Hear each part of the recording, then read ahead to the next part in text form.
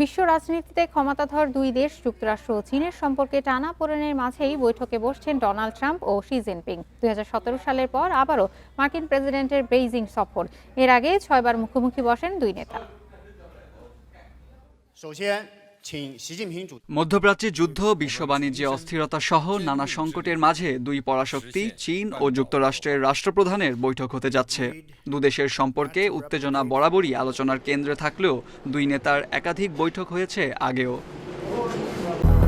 200-র বেশি সার্ভিস ও ফিচারে লেনদেনের সব বিকাশ অ্যাপে সম্ভব।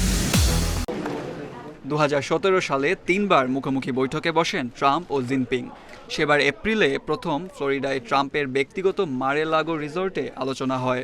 পরে জুলাই মাসে জার্মানিতে G20 সম্মেলনের ফাঁকে আবারও দুই নেতার সাক্ষাৎ।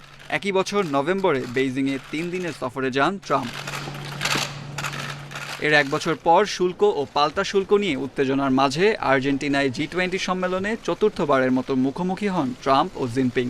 সেখানেই সিদ্ধান্ত আসে বাণিজ্য আলোচনার পথ খোলা রাখার বিষয়ে। ২০১৯ সালে চীন ও মার্কিন রাষ্ট্রপ্রধানের পঞ্চম সাক্ষাতে ফেজ 1 বাণিজ্য চুক্তি স্বাক্ষর হয়। তবে করোনা মহামারীর কারণে লক্ষ্য পূরণে ব্যর্থ হয় দুদেশই। সবশেষ ২০২৫-এর অক্টোবরে দক্ষিণ কোরিয়ার এপেক সম্মেলনের ফাঁকে ফের বসেন দুই নেতা। সে সময় চীন মার্কিন শুল্কযুদ্ধ সাময়িক স্থগিতের সিদ্ধান্ত হয়।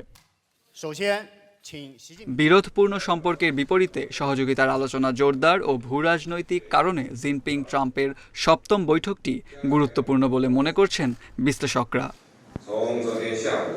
শেখ শাকের, ইন্ডিপেন্ডেন্ট নিউজ।